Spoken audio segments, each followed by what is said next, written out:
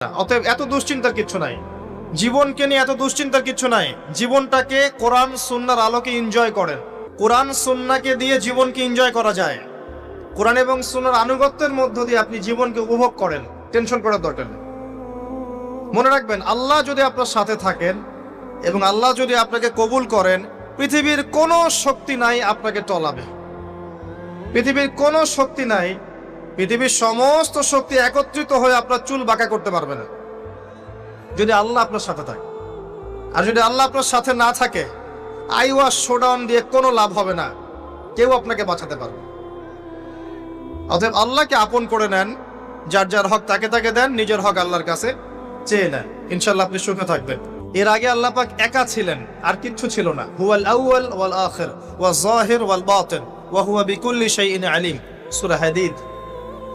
আল্লাহ পাক একা ছিলেন,